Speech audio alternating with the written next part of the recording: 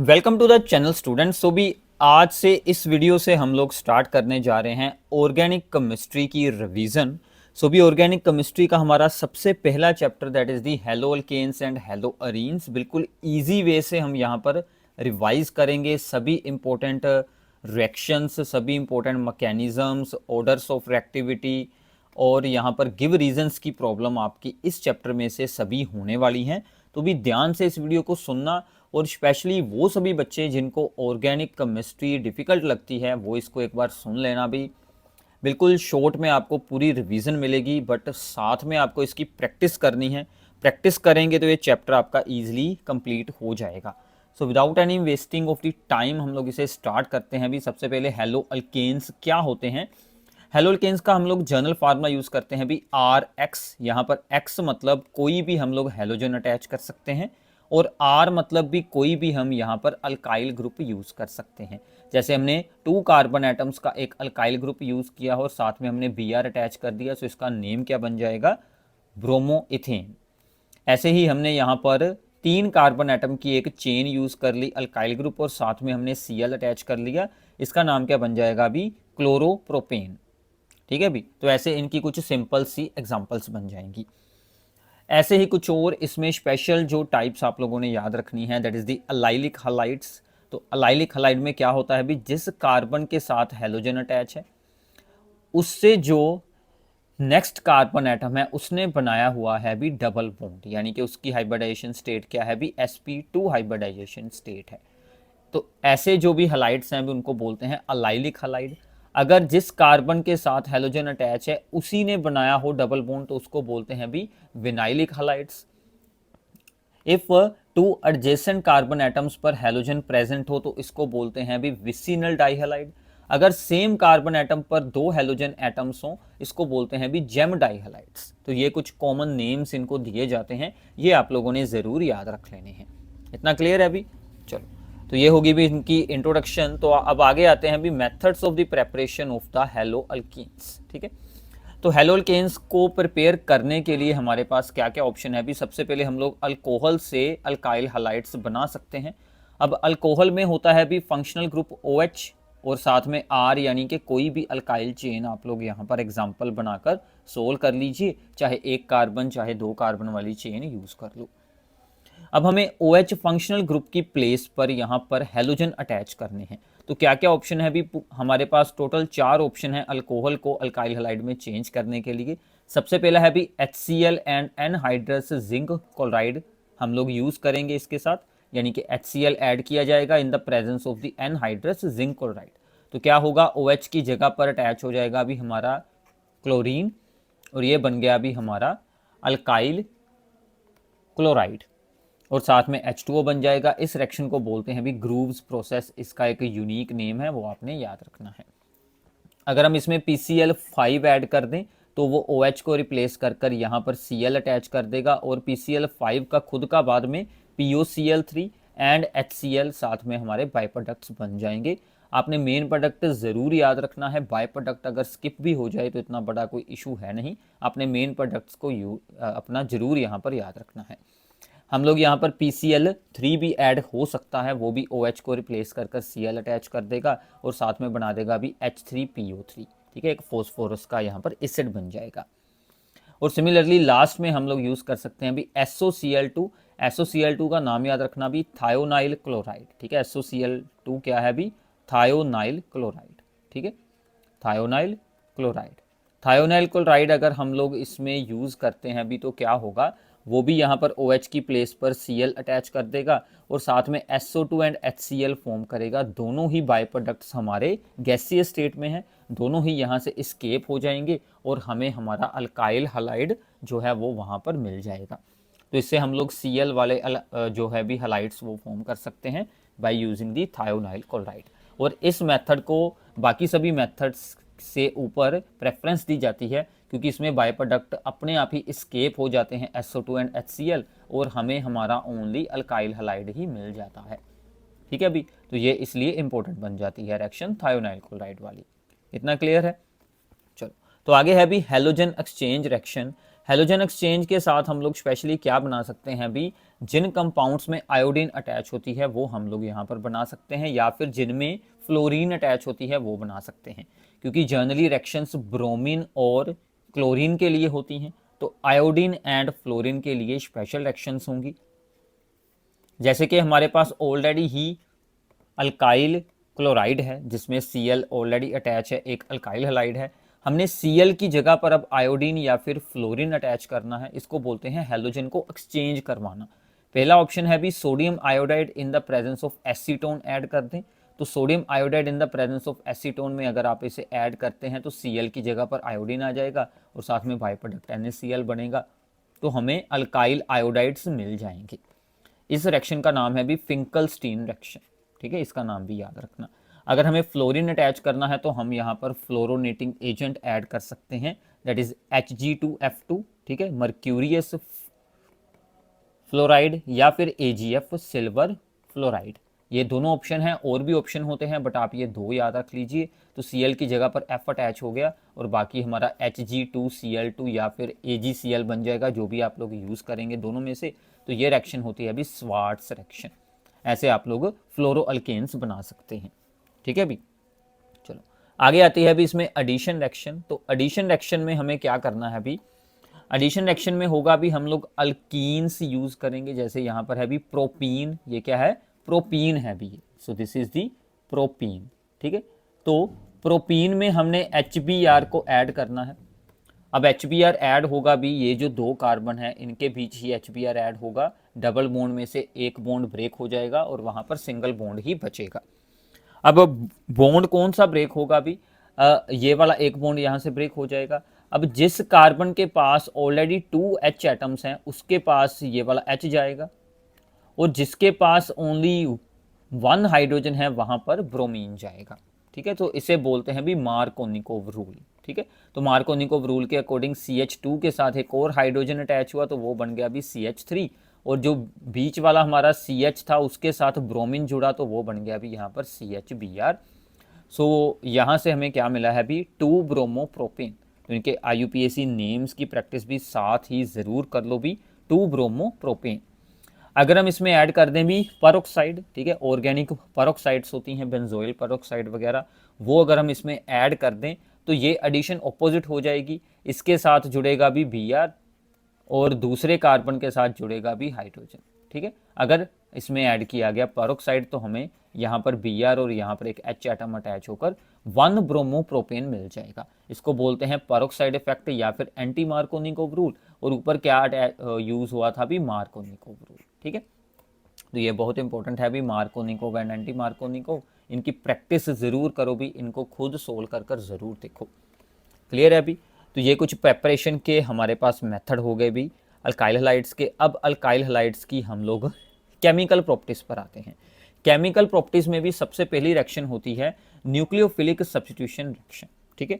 तो alkyl halides में nucleophilic substitution reaction होती है, यानी कि न्यूक्लियोफाइल आकर अटैक करता है और वो हैलोजन की प्लेस पर, ठीक है, खुद अटैच हो जाता है, उसको सब्स्टिट्यूट कर देता है। जैसे कि यहाँ पर ब्रोमीन है अभी हमारा, ठीक है, इसको रिप्लेस करना है, अगर हमने ऐड किया अभी यहाँ पर AgCN, अब यहाँ से Cn है, जो AgCN भी एक हमारा कोवलेंट कंपाउंड है, तो Cn ने अपना कोवलेंट बॉन्ड बनाया हुआ है Ag के साथ, सो फिर N अटैक कर बॉन्ड बना लेगा, तो यहाँ पर NC अटैच हो जाएगा, ठीक है, आइसोसाइनाइड बन जाएंगे। क्लियर है। अगर हमने ऐड किया अभी यहाँ पर KCN, तो KCN यहाँ पर भी एक आयनिक कंपाउंड है, उसमें Cn का एक आयन बन जाता है, सो C से अटैक हो सकता है, तो C अटैक करेगा तो यहाँ पर Cn अटैच हो जाएगा, यानी कि साइनाइड्स, या फिर अगर IUPAC में इसका नाम यूज करें तो क्या बनता है, नाइट्राइल्स। तो ये दोनों रिएक्शन एक जैसी हैं, याद रखना। AgCN यूज करेंगे तो NC अटैचमेंट होगी, अगर KCN यूज करेंगे तो Cn से अटैचमेंट होगी। सिमिलरली अगर हम लोग KNO2 यूज करते हैं तो ये एक आयनिक कंपाउंड है, तो ऑक्सीजन से बॉन्ड बनेगा। अगर हम लोग AgNO2 ऐड करते हैं तो N से बॉन्ड बनेगा, तो N से बॉन्ड बनने पर बोलते हैं अभी नाइट्रो कंपाउंड, अगर ऑक्सीजन बॉन्ड बनाए तो क्या बोलते हैं, नाइट्राइड्स, ठीक है। तो ये बातें आप लोगों ने याद रखनी है। ये बातें आप लोगों को पिछले चैप्टर कोऑर्डिनेशन कंपाउंड में भी कुछ ऐसी एग्जांपल्स ऑलरेडी आ चुकी हैं, तो यहाँ पर भी आप लोगों ने इनको याद रख लेना है। तो आगे चलते हैं अभी अब न्यूक्लियोफिलिक जो रिएक्शन है भी इसके दो मैकेनिज्म होते हैं। तो इसका पहला मैकेनिज्म है भी SN2 रिएक्शन। अब SN2 का मतलब है यहाँ पर 2 means that it is a by molecular action. S मतलब सब्स्टिट्यूशन, N मतलब न्यूक्लियोफिलिक। सो न्यूक्लियोफिलिक सब्स्टिट्यूशन जो कि बायोमोलिकुलर हो, यानी कि ऑर्डर ऑफ रिएक्शन यहाँ पर 2 होना चाहिए, इसीलिए इसको 2 के साथ डिनोट करते हैं।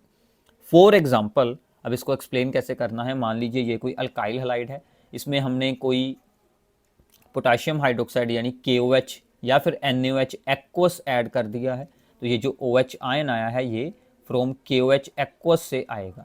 ठीक है, aqueous solution of the KOH से OH आयंस जो हैं वो यहाँ पर यूज़ हो रहे हैं, तो OH Br को यहाँ पर रिप्लेस कर कर खुद अटैच होकर अल्कोहल बना लेगा।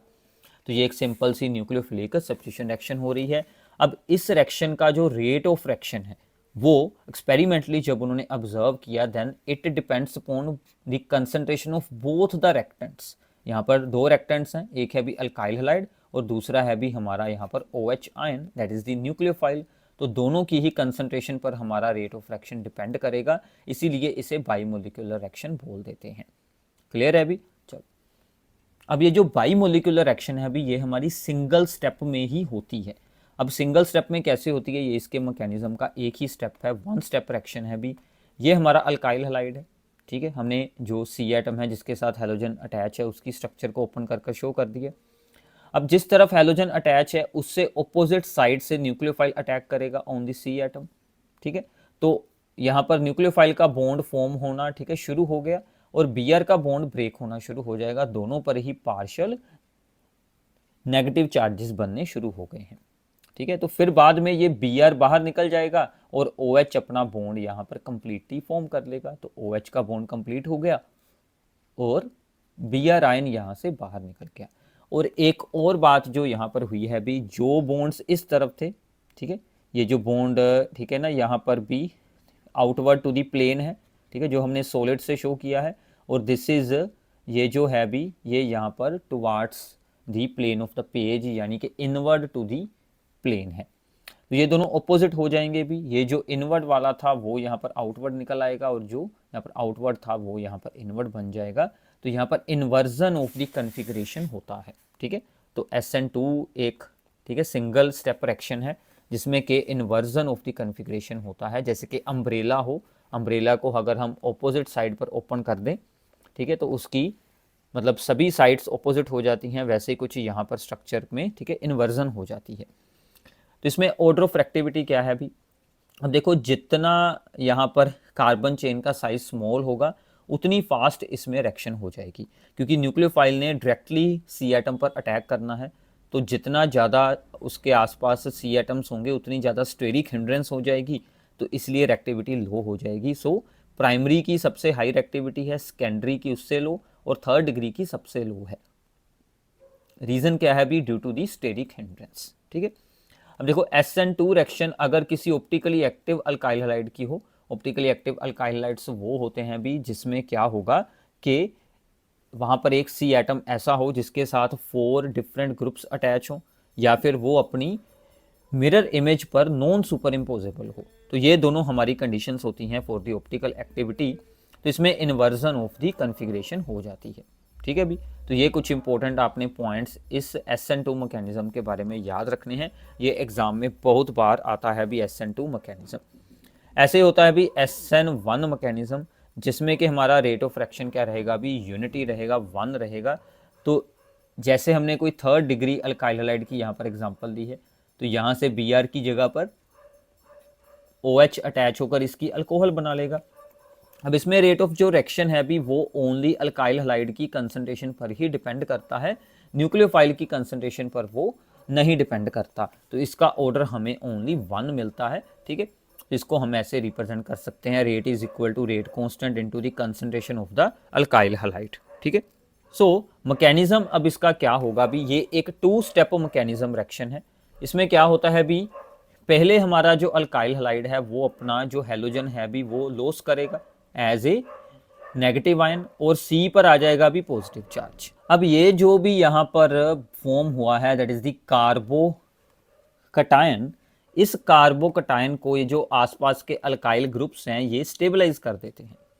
तो पॉजिटिव सी एटम के आसपास जितने ज़्यादा अल्काइल ग्रुप्स होंगे उतना ज़्यादा वो उसको स्टेबल कर देंगे। इसीलिए जो थर्ड डिग्री की हमने एग्जांपल दी है, बिकॉज थर्ड डिग्री में जो है अभी वो कार्बोकटायन की स्टेबिलिटी इंक्रीज हो जाती है।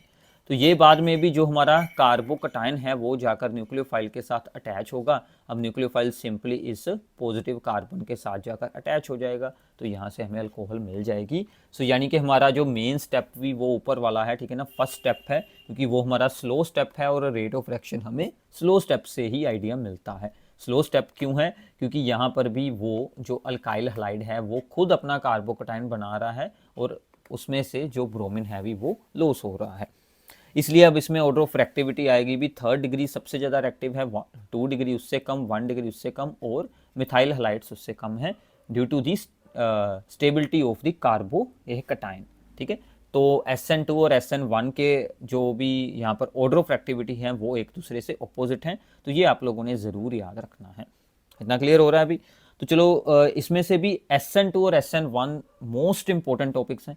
अगर आप को और कुछ भी समझ ना आए तो SN1 SN2 ज़रूर कर लो और साथ में जो कुछ नेमिंग रिएक्शंस हैं इंपॉर्टेंट वो याद कर लो। इतना एटलीस्ट इसमें से ज़रूर करके जाना। ठीक है, अब देखो SN1 reaction of optically active किसी सब्सटेंस की अगर SN1 रिएक्शन हो then it gives the racemic mixture.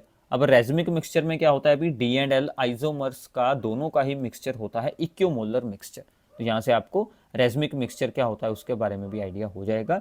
It is an equimolar mixture of D and L forms of the compound.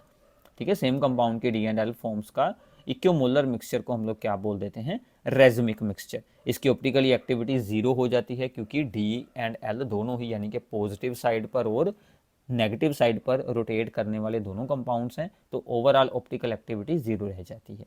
ठीक है अभी, तो ये यहाँ पर भी कुछ आपको एग्जांपल्स बताई गई हैं कि प्राइमरी कंपाउंड कौन सा है। ठीक है, so this is the primary alkyl halide, secondary alkyl halide and third degree alkyl halide. SN1 का पूछे तो क्या ऑर्डर आएगा भी? सबसे ज़्यादा एक्टिव थर्ड डिग्री, फिर 2 डिग्री, फिर 1 डिग्री। सो भी अगर यहाँ पर SN2 के बारे में पूछा जाए तो भी सबसे ज़्यादा एक्टिव आएगा भी 1 डिग्री, फिर 2 डिग्री, फिर आएगा 3 डिग्री। तो ऐसी कुछ एग्जांपल्स आप लोग यहाँ पर याद रख सकते हैं। इसके अलावा भी जो यहाँ पर कार्बोकटायन बनता है, ठीक है, उसमें जो C एटम है क्योंकि उस पर पॉजिटिव चार्ज बन जाता है तो उसकी हाइब्रिडाइजेशन स्टेट क्या बन जाती है? sp2 एंड वो एक प्लेनर स्ट्रक्चर बना लेता है। ठीक है, तो ये भी बातें आप लोगों ने याद रखनी है। इतना क्लियर है? अब इसके बाद आती है अभी रिएक्शन हमारी, एक और बहुत इंपॉर्टेंट रिएक्शन है अभी डीहाइड्रोहेलोजिनेशन। ठीक है, तो नाम से आइडिया हो रहा है अभी डी मतलब रिमूव करना हाइड्रोजन और हेलोजन को, डीहाइड्रोहेलोजिनेशन या फिर बीटा एलिमिनेशन। ठीक है, तो बीटा वाली जो हमारी C एटम है उसमें से कुछ रिमूव करेंगे। फॉर एग्जाम्पल ये हमारा भी अल्काइल हलाइड है, जिस कार्बन के साथ ब्रोमीन जुड़ा है इसको बोलते हैं अल्फा और उसके बाद वाली को बोलते हैं भी बीटा। अगर हम इसमें KOH अल्कोहलिक ऐड करते हैं अभी अल्कोहल में, यानी कि C2H5OH अल्कोहल में हमने ऐड कर दिया KOH, उसको बोलते हैं अभी अल्कोहलिक KOH। तो क्या होगा अभी यहाँ से ब्रोमीन और जो बीटा वाला C एटम है उसमें से एक जाएगा अभी हाइड्रोजन, तो यहाँ पर क्या बच गया? CH2 डबल बॉन्ड वो आपस में बना लेंगे क्योंकि अगर उनके ओल्ड बेड बॉन्ड्स ब्रेक हुए हैं तो वो न्यू बॉन्ड्स ज़रूर बनाएंगे। तो जो साथ में जो बाहर निकले हैं Br K के साथ अटैच हो जाएगा KBr और OH हमारा अटैच हो जाएगा अभी विद दी हाइड्रोजन, तो यहाँ पर H2O मिल जाएगा। अब इसमें अगर कोई और एग्जांपल हम लोग कुछ ऐसी एग्जांपल लें जहाँ पर 2 बीटा C एटम बनते हों, फिर हमें क्या करना है उसका आप लोगों ने ध्यान रखना है। अब ये हो गया अभी अल्फा कार्बन और बीटा कार्बन इस बार 2 हैं, दोनों के प्रोडक्ट बना लेते हैं। तो पहले हमने बनाया भी इसका, इन दोनों में से रिमूव किया, यहाँ से ब्रोमीन और यहाँ से हाइड्रोजन, तो डबल बॉन्ड यहाँ पर बन गया। अगर मैं दूसरी साइड, ठीक है, चूज़ कर लूँ यहाँ पर, अगर हम चूज़ कर लें कि हमने ऑपोजिट साइड से रिमूव करना है, यानी कि इन दोनों में से अगर हमने रिमूव करना हो, ठीक है, तो हमें ये जो नीचे वाला प्रोडक्ट है वो वाला मिल जाएगा। अब देखो भी जिस अल्कीन में मोर अल्काइल ग्रुप्स हों, अगर इस अल्कीन को देखा जाए तो यहाँ पर 1 एंड 2 अल्काइल ग्रुप्स हैं। ठीक है, अगर मैं इसमें देखूं तो ये आ गया भी पूरा ग्रुप, इसके बाहर ओनली 1 कार्बन चेन, सो इसमें ओनली 1 अल्काइल ग्रुप है। तो जिसमें ज़्यादा अल्काइल ग्रुप होते हैं वो अल्कीन ज़्यादा स्टेबल होता है, वो मोर इजीली फॉर्म हो जाता है। ठीक है, तो इसे बोलते हैं भी सेट-ज़ेफ रूल। इतना क्लियर हो गया अभी कि सेट-ज़ेफ रूल क्या होता है। सो भी इसके बाद है हमारे पास वुड्स रिएक्शन। तो वुड्स रिएक्शन के साथ हम लोग जो अल्काइल हैलाइड्स हैं भी उनको चेंज कर सकते हैं टू दी अल्केन्स। तो इसमें क्या होता है, हम लोग अल्काइल हैलाइड के 2 मॉलिक्यूल्स को यूज करते हैं और इनमें ऐड करते हैं भी sodium in the presence of the dry ether. तो अल्काइल हैलाइड में से दोनों अल्काइल ग्रुप्स आपस में अटैच होकर यहाँ पर बना लेते हैं भी अल्केन्स, और ये जो सोडियम है उसके साथ भी यहाँ से दोनों जो हमारे हेलोजेंस हैं वो दोनों कंबाइन होकर बना लेते हैं सोडियम हैलाइड। तो ऐसे हम लोग अल्केन्स बना सकते हैं।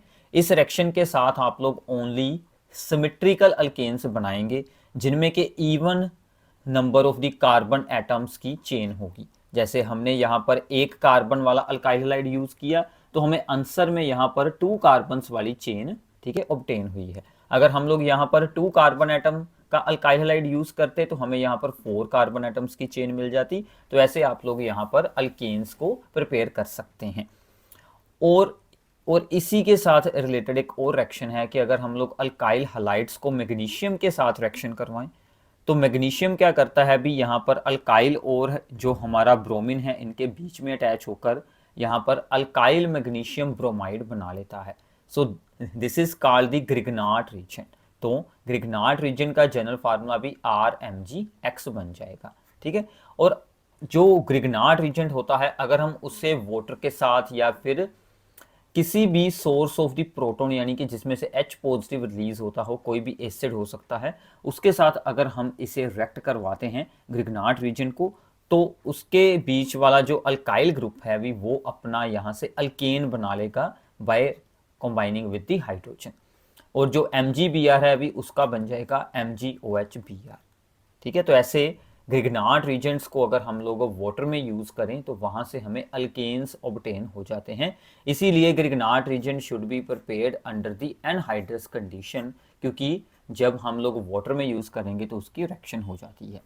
क्लियर है अभी? तो ये कुछ पॉइंट्स आप लोगों ने याद रखने हैं। अब इसके बाद आगे चलते हैं अभी हेलो अरीन्स की तरफ। ठीक है, तो हेलो अरीन्स क्या होते हैं, जब यहाँ पर भी हेलोजन जो है वो डायरेक्टली बेंजीन के साथ कंबाइन हो जाए। ठीक है, बेंजीन के साथ अगर halogen chlorine, bromine, iodine, fluorine directly attach हो जाए उसको बोलते हैं भी हेलो अरीन्स। ठीक है, या फिर अराइल हैलाइड्स। जैसे कि बेंजीन के साथ जुड़ा है भी Cl, so this is called the chlorobenzene. अगर 2 Cl अटैच हो जाएं और 1 और 2 पोजीशन पर इसको बोलते हैं भी ऑर्थो डाइक्लोरोबेंजीन। अगर 1 और 3rd पोजीशन पर 1, 3rd पोजीशन पर हमारे 2 क्लोरीन अटैच हैं तो इसको बोलते हैं भी मेटा डाइक्लोरोबेंजीन। ठीक है, तो इसका नाम क्या बनेगा, हम लोग M से शो करेंगे यहाँ पर मेटा डाइक्लोरोबेंजीन। अगर 1 और 4 पर हो तो इसको बोलते हैं भी पैरा डाइक्लोरोबेंजीन। तो ये कुछ नेमिंग के रूल्स हैं, इनको याद रख लेना भी अच्छे से। ऑर्थो, मेटा एंड पैरा का क्या मीनिंग है ये आपने याद रखना है। क्लियर है? अब देखो भी अगर इनकी प्रेपरेशन करनी है तो हम लोग बेंजीन के साथ डायरेक्टली क्लोरीन या फिर ब्रोमीन की रिएक्शन करवा सकते हैं in the presence of the anhydrous ferric chloride FeCl3। तो ये जो होता है भी ये एक लुईस एसिड होता है जो कि यहाँ से इलेक्ट्रोफाइल को जनरेट करेगा। तो इलेक्ट्रोफाइल जो Cl है भी वो बेंजीन में आकर यहाँ पर अटैच हो जाएगा तो हमें यहाँ से क्लोरोबेंजीन मिल जाएगा। इसमें आप लोग ब्रोमीन भी यूज़ कर सकते हैं। अगर हमने आयोडीन यूज़ करनी हो तो उसमें हमें HNO3 एसिड यहाँ पर ऐड करना पड़ता है। ठीक है भी, तो वो रिएक्शंस यहाँ से सेम टू सेम हो जाएंगी। तो एक बात और आप लोगों ने याद रखनी है कि अगर हम लोग टोलुइन को यूज़ करें भी, ठीक है, बेंजीन की जगह पर हमने यूज़ किया है, दिस इज दी टोलुइन। ठीक है, बेंजीन के ऊपर जुड़ा है CH3, इसे बोलते हैं भी टोलुइन। ठीक है, टोलुइन में अगर हम लोग same Cl2 and FeCl3 add करते हैं तो रिंग में ऑर्थो एंड पैरा पोजीशन पर क्लोरीन अटैच होगा, यानी कि ऑर्थो एंड पैरा प्रोडक्ट्स का हमें मिक्सचर मिल जाएगा। अगर हम इसमें क्लोरीन ऐड करते हैं but in the presence of the radiation या फिर सनलाइट की एनर्जी में, ठीक है, तो यहाँ पर क्या होगा भी ये जो Cl एटम है ये जाकर साइड चेन के साथ अटैचमेंट करेगा यहाँ पर, तो हमें बेंजाइल क्लोराइड मिल जाएगा। So this is the benzyl chloride. ठीक है, तो ऐसे सेम रेक्टेंट्स हैं और सेम हमारा जो टोलुइन है उसमें हमने क्लोरीन ऐड की, but in the presence of FeCl3 करेंगे तो रिंग में अटैचमेंट होगी, रिंग सब्स्टिट्यूशन होगी। अगर हम लोग in the presence of the light energy करेंगे तो साइड चेन में उसकी सब्स्टिट्यूशन होगी। ठीक है, तो ये दोनों पॉइंट्स आपने याद रखने हैं। इतना क्लियर है? चलो, तो आगे है भी, अगर हम लोग यहाँ पर यूज करते हैं बेंजीन के ऊपर जुड़ा है भी NH2, this is called the aniline. तो हमने एनिलीन में ऐड किया भी NaNO2 यानी कि sodium nitrite in the presence of HCl in the ice cold mixture 0 to 5 degree Celsius. हमें इसको आइस कोल्ड मिक्सचर में रखना है। NaNO2 एंड HCl दोनों जब हम लोग ऐड करते हैं तो यहाँ से बनता है भी HNO2, ठीक है, नाइट्रस एसिड, और वो बाद में एनिलीन के साथ रिएक्ट करता है और एनिलीन के साथ रिएक्ट होकर हमें यहाँ से डाइजोनियम साल्ट बना देता है, बेंजीन डाइजोनियम साल्ट। ठीक है, या फिर बेंजीन डाइजोनियम क्लोराइड, जिसमें बेंजीन के ऊपर जुड़ा होता है भी N2 positive and Cl negative, और इस रिएक्शन को बोलते हैं भी डाइजोटाइजेशन रिएक्शन। ठीक है, तो ये काफ़ी इंपॉर्टेंट रिएक्शन है। और अभी ये जो डाइजोनियम साल्ट है भी इसको आगे यूज़ किया जाता है, काफ़ी सारे डिफरेंट प्रोडक्ट्स इससे हम बना सकते हैं, जैसे कि क्लोरोबेंजीन, ब्रोमोबेंजीन, आइडोबेंजीन और फ्लोरोबेंजीन। तो इससे आप लोग चारों के चारों प्रोडक्ट ही बना सकते हैं। डिफरेंट रिएक्शंस हैं, सभी के नेम्स याद रखना भी बहुत इंपॉर्टेंट रिएक्शंस हैं। सबसे पहले इसमें हम लोग ऐड करेंगे भी Cu2Cl2 in the presence of HCl, तो यहाँ से भी Cl अटैच हो जाएगा, इसके ऊपर ये बन जाएगा अभी हमारा chlorobenzene. This reaction is called Sandmeyer's reaction. और ब्रोमीन के लिए भी सेम होगी, हम लोग यहाँ पर Cu2Br2 यूज कर लेंगे in the presence of HBr। अगर copper in the presence of HCl add करते हैं, ठीक है, इसको हमने थोड़ा सा मॉडिफाई किया है कि Cu2Cl2 की जगह पर हमने ओनली यूज कर लिया अभी copper in the presence of HCl same रहेगा, तो फिर हमें क्लोरोबेंजीन ही ऑब्टेन होगा। मतलब हमारा प्रोडक्ट सेम है, रीजेंट हमने थोड़ा सा चेंज किया है। इसको बोलते हैं भी गेटरमैन रिएक्शन। ठीक है, तो ये दोनों रिएक्शन क्लोरीन और ब्रोमीन के लिए हो जाती हैं, दोनों के लिए सेम रिएक्शन होगी। क्लियर है? अगर हम लोग पोटाशियम आयोडाइड ऐड करते हैं भी और इसको थोड़ा सा वार्म कर देते हैं, थोड़ा सा हीट करते हैं डाइजोनियम साल्ट में, तो हमें आइडोबेंजीन मिल जाती है।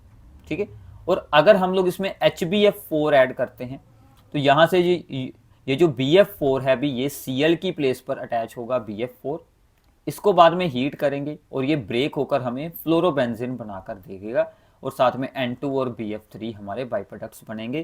तो यहाँ से हम लोग फ्लोरोबेंजीन बना सकते हैं। This is called the Balz Schiemann reaction. ठीक है, तो फ्लोरीन के लिए अलग रिएक्शन होती हैं, ऐसे ही हेलो अल्केन्स में थी, ठीक है ना, Swarts reaction and Finkelstein reaction, fluorobenzene, fluoro and यहाँ पर भी आइडो कंपाउंड्स के लिए। और सिमिलरली यहाँ पर भी फ्लोरो वालों के लिए बाल-शीमन रिएक्शन है और आइडो वालों के लिए ये ऊपर वाली रिएक्शन है Ki वाली। तो ये सभी आपने अच्छे से याद रख लेनी है। ऐसे आप लोग जो भी यहाँ पर हेलो अरीन्स को प्रिपेयर कर सकते हैं। इतना क्लियर है अभी? चलो, तो आगे चलते हैं। इसके बाद है भी इनकी कुछ केमिकल प्रॉपर्टीज, जिसमें कि सबसे इंपॉर्टेंट है कि जो हेलो अरीन्स होते हैं अभी, these are the lesser active than the halo alkanes towards the nucleophilic substitution. हमने हेलो अल्केन्स में रीड किया था कि न्यूक्लियोफिलिक सब्स्टिट्यूशन होती है SN1 and SN2 reaction, but इसमें SN1 और SN2 यानी कि न्यूक्लियोफिलिक सब्स्टिट्यूशन रिएक्शन की रिएक्टिविटी काफ़ी लो रहती है। ठीक है, तो ये आपने याद भी रखना है और इसका रीज़न भी एक्सप्लेन करना है कि ऐसा क्यों होता है। ठीक है, तो पहले हम इसकी कुछ न्यूक्लियोफिलिक रिएक्शंस हो जाती हैं, उनकी एग्जांपल्स देखते हैं अभी। सबसे पहले है कि क्लोरोबेंजीन में अगर हम लोग सोडियम हाइड्रोक्साइड ऐड करते हैं, इसको स्ट्रोंगली हीट करना होगा भी 623 केल्विन पर और हाई प्रेशर अप्लाई करना होगा। ये सब कुछ अप्लाई करेंगे तो यहाँ से भी Cl रिप्लेस होकर ONA अटैच हो जाएगा। ये क्या है भी, this is the sodium phenoxide. So this is the sodium phenoxide. ठीक है, तो सोडियम फिनोक्साइड में भी अगर आप लोग कोई भी डिल्यूट एसिड ऐड कर दें, H पॉजिटिव ऐड कर दें, तो यहाँ से सोडियम रिप्लेस होकर H लग जाएगा, तो हमें फिनोल मिल जाएगी। ठीक है, तो this is called the dose process. ठीक है, तो डोज प्रोसेस से हम लोग क्लोरोबेंजीन को फिनोल में कन्वर्ट कर सकते हैं। ये भी याद रखना भी, chlorobenzene to phenol Dow's process. ठीक है, अब देखो अगर हमने क्लोरोबेंजीन के साथ कोई इलेक्ट्रॉन विदड्रॉइंग ग्रुप अटैच करवा दिया, जैसे कि NO2 हो गया, ठीक है, अगर हमने NO2 ग्रुप को ऑर्थो एंड पैरा पोजीशन पर अटैच करवा दिया तो वो इसकी रिएक्टिविटी को इंक्रीज कर देगा।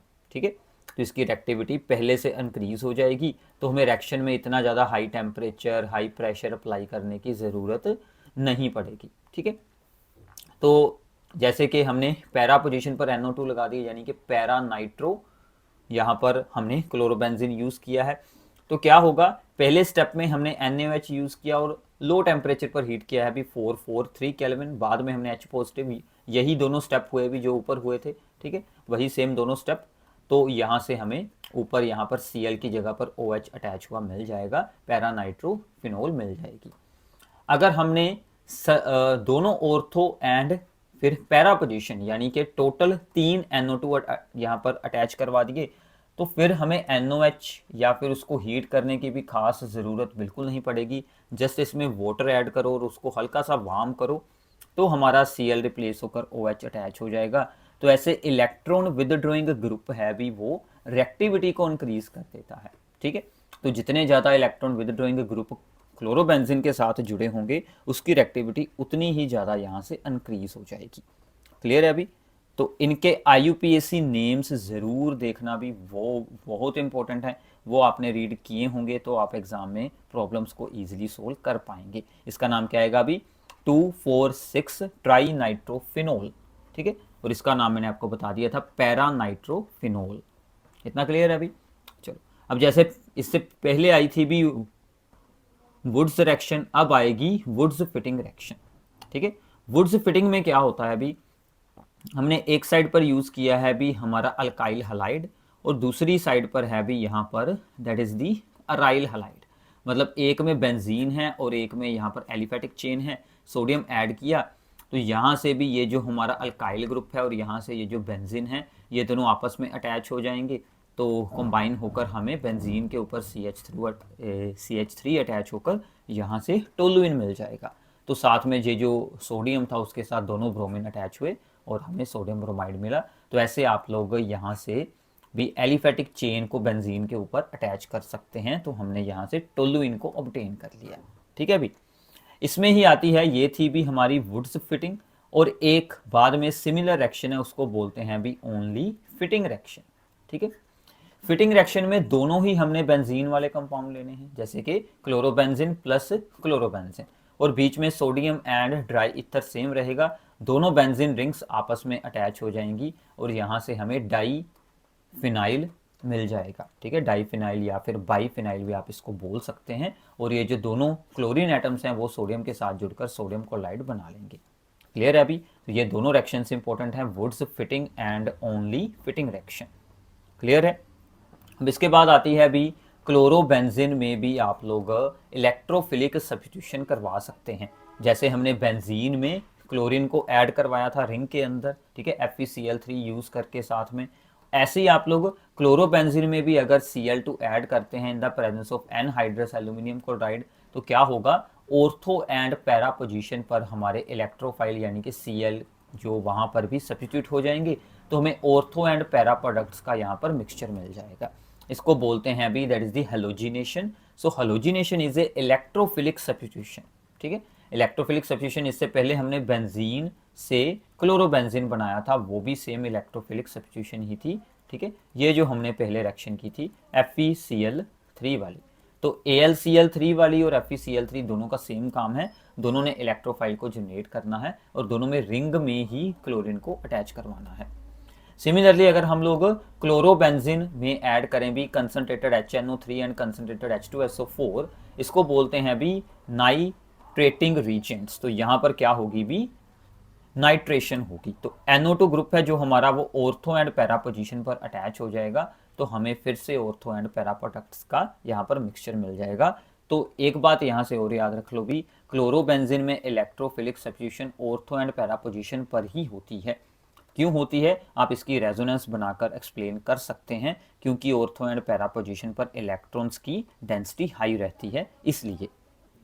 सो नाउ भी इसके बाद है कि जो हमारी क्लोरोबेंजीन है भी, इसमें इलेक्ट्रोफिलिक सब्स्टिट्यूशन में भी दो रिएक्शंस और होती हैं जो कि मोस्ट इंपॉर्टेंट रिएक्शन है भी। तो इसमें हम लोग ऐड करते हैं भी क्लोरोमीथेन को। ठीक है, क्लोरोमीथेन इसमें ऐड की in the presence of anhydrous aluminium chloride, फिर से यूज कर लिया। तो इसने यहाँ से भी CH3 का इलेक्ट्रोफाइल जनरेट करवाना है जो हमारा ऑर्थो एंड पैरा पोजीशन पर अटैच होकर हमें ऑर्थो एंड पैरा प्रोडक्ट्स बना कर देगा। इसका नाम क्या बनेगा भी, ऑर्थोक्लोरोटोलुइन। इसका बन जाएगा भी parachlorotoluene. And this reaction is known as the Friedel Crafts की, ये हमारी पहली रिएक्शन है, फ्रीडल क्राफ्ट अल्काइलेशन। ऐसे ही होती है भी फ्रीडल क्राफ्ट असाइलेशन। असाइलेशन में हम लोग क्या करते हैं भी, CH3CO, ठीक है, CH3C डबल बॉन्ड O जो है, this is called the acyl group. अगर हमने असाइल ग्रुप को किसी कंपाउंड के साथ जोड़ना हो, so this is called the भी असाइल ग्रुप। असाइल ग्रुप को जब हमने रिंग में अटैच करवाना हो, इसको बोलते हैं भी असाइलेशन। तो क्लोरोबेंजीन में हम लोग CH3COCl, ठीक है, CH3COCl that is the acetyl chloride या फिर एसिड क्लोराइड। ठीक है, नेम्स याद रखो भी, सुनोगे आपको याद हो जाएंगे नेम्स। ठीक है, तो साथ साथ में सोल्व कर लो भी आप लोग, साथ साथ में नेम्स भी इसके सोल्व कर सकते हैं। So CH3COCl is known as the acyl chloride या फिर एस्टाइल क्लोराइड। ठीक है, एस्टाइल क्लोराइड।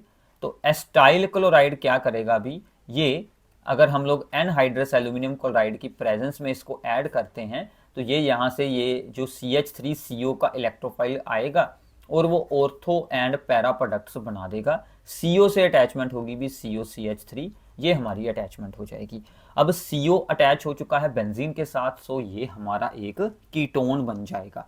सो इसका नाम क्या बनेगा भी, 4 क्लोरो एसिटोफिनोन। ठीक है, 4 क्लोरो एसिटोफिनोन, कीटोन होने की वजह से नाम के एंड पर ओन यूज किया गया है, एसिटोफिनोन। ठीक है, तो ये होगी भी फ्रीडल क्राफ्ट की असाइलेशन। ठीक है, तो ये दो मेन रिएक्शंस हैं भी फ्रीडल क्राफ्ट की, ये आप लोगों ने अच्छे से याद रखनी है। अब मैंने आपको ऊपर बताया था कि हेलोरीन्स की रिएक्टिविटी लो होती है, उसका रीजन क्या है। ठीक है, उसका रीजन आप लोगों को यहाँ पर मिल जाएगा भी, मोस्ट इंपॉर्टेंट रीजनिंग प्रॉब्लम्स हैं ये जो एग्जाम में आती हैं भी, गिव रीजन की problems. Haloarenes are less reactive than the halo alkanes, why.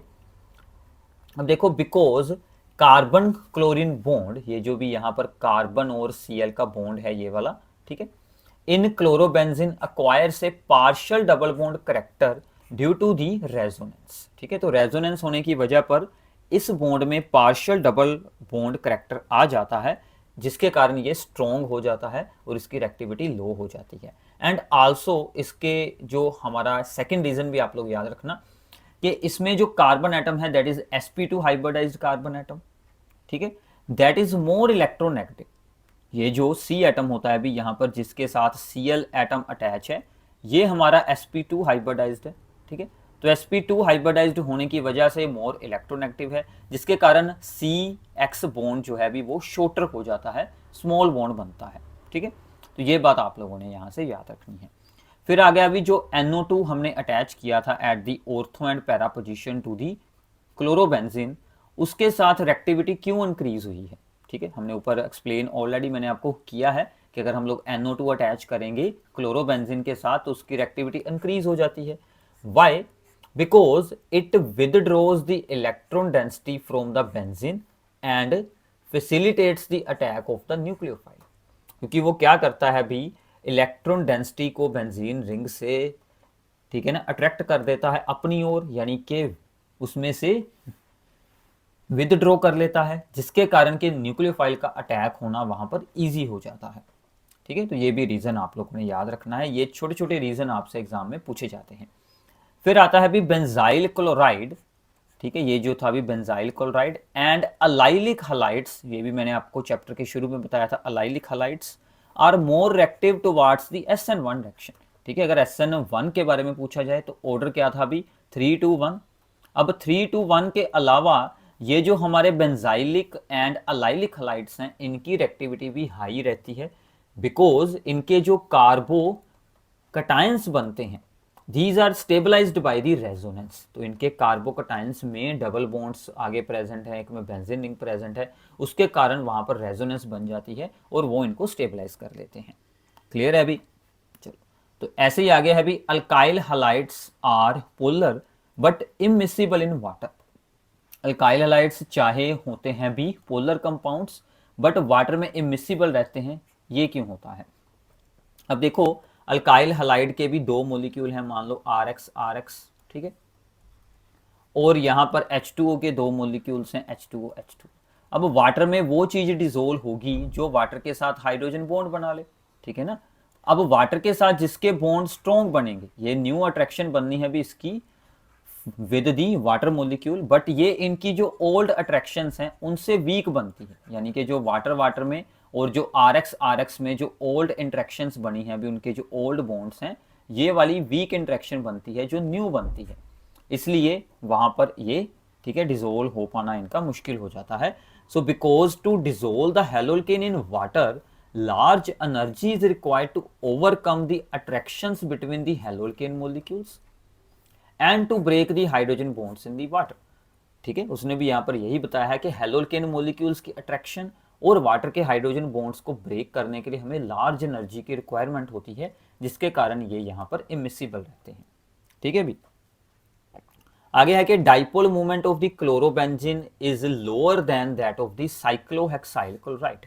Chlorobenzene की डाइपोल मूवमेंट साइक्लोहेक्साइल क्लोराइड से, ठीक है, लो रहती है because of the sp2 hybridised carbon atom which is more electronegative, और मोर इलेक्ट्रोनेगेटिव होने के कारण carbon chlorine bond is less polar. ठीक है, तो इसमें ये जो भी कार्बन और Cl का बॉन्ड है, this is the less polar because C atom is more electronegative in chlorobenzene. ठीक है, तो अगर पोलैरिटी डिक्रीज हो गई, इलेक्ट्रोनेगेटिविटी हाई होने के कारण कार्बन एटम की, तो इसकी डाइपोल मोमेंट भी डिक्रीज हो जाएगी। ठीक है, तो ऐसे छोटे छोटे रीजन है भी, अगर आपको अंडरस्टैंड हो गए तो ये आपका चैप्टर इजीली हो जाएगा कवर। इसके बाद है इलेक्ट्रोफिलिक सब्स्टिट्यूशन इन हेलोअरीन्स अक्कर स्लोली। इलेक्ट्रोफिलिक सब्स्टिट्यूशन हेलोअरीन्स में भी स्लोली क्यों होती है? ठीक है, स्लो रिएक्शन क्यों होती है? क्योंकि जो हमारा जो हमारे भी क्लोरीन ब्रोमीन यानी कि हेलोजेंस हैं, उनका माइनस आई इफेक्ट होता है और वो रिंग को डीएक्टिवेट कर देते हैं, वो रिंग से इलेक्ट्रॉन्स को अपनी तरफ खींच लेते हैं। ठीक है ना, they withdraw the electrons from the ring and benzene ring जो है भी वो हमारी समवट डीएक्टिवेट हो जाती है। सो इसके कारण उसकी जो है भी वहां पर इलेक्ट्रोफिलिक सब्स्टिट्यूशन जो है वो स्लो हो जाती है। क्लियर है? चलो, increasing order of the melting point and boiling point. ठीक है, अगर हमें डाइक्लोरोबेंजीन के जितने भी आइसोमर बनते हैं उनमें से कुछ पूछा जाए तो सबसे ज्यादा जो है भी वो मेल्टिंग पॉइंट हमें पैरा डाइक्लोरोबेंजीन का मिलता है, क्योंकि इसकी सिमेट्रिकल स्ट्रक्चर होती है। पैरा डाइक्लोरोबेंजीन यानी कि 1 और 4 पोजीशन पर हमें Cl एटम अटैच हुए मिलते हैं ऐसे। ठीक है, तो एक दूसरे के ऑपोजिट पोजीशन पर Cl हैं, तो इसकी सिमेट्रिकल स्ट्रक्चर होने के कारण इसकी क्लोज पैकिंग हो जाती है।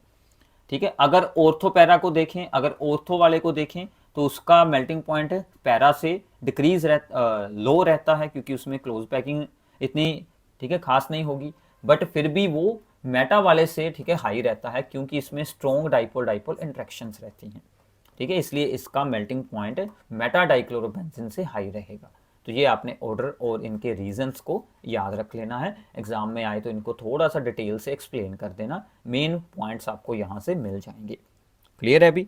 चलो, decreasing order of the boiling point. अब देखो, बॉइलिंग पॉइंट डिक्रीज करता है जैसे जैसे चेन में ब्रांचिंग हो, चेन का साइज जितना ज़्यादा होगा, जितने ज़्यादा वहाँ पर कार्बन एटम्स रहेंगे उतना ज़्यादा बॉइलिंग पॉइंट।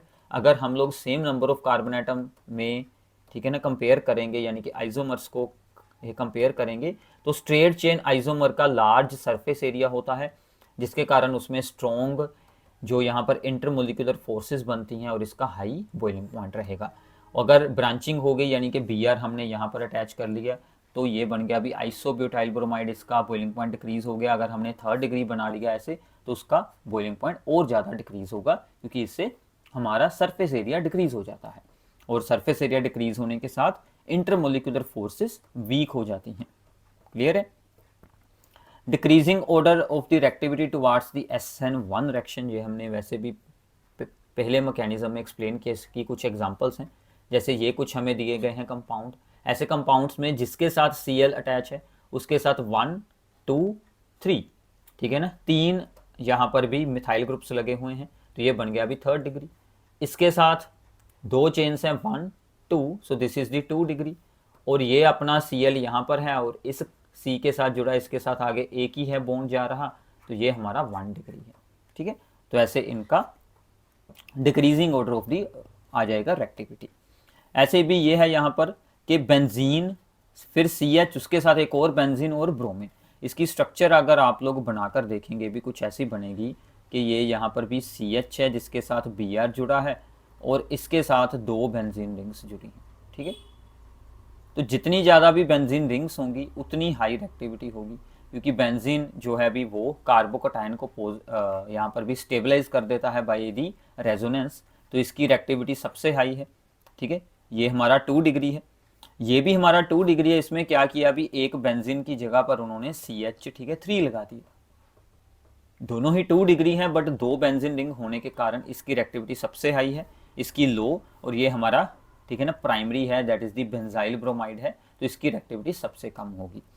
तो C6H5 बेंजीन की ही शॉर्ट फॉर्म है, इसको आप लोग बेंजीन बनाकर भी रिप्रेजेंट कर सकते हैं। क्लियर है।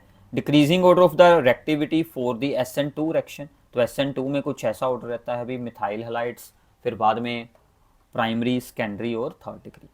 तो इसमें भी कुछ एग्जांपल्स आपको दी गई हैं। 1 ब्रोमोब्यूटेन है अभी, ठीक है, 4 कार्बन है और 4 कार्बन में 1 नंबर पर जुड़ा है भी ब्रोमीन। 2 ब्रोमोब्यूटेन है, 4 कार्बन है, 2 नंबर पर जुड़ा है भी ब्रोमीन। और 2 ब्रोमो 2 मिथाइल प्रोपेन है, यानी कि 3 कार्बन है, 2 नंबर पर ही ब्रोमीन जुड़ा है और 2 पर ही एक मिथाइल ग्रुप जुड़ा है।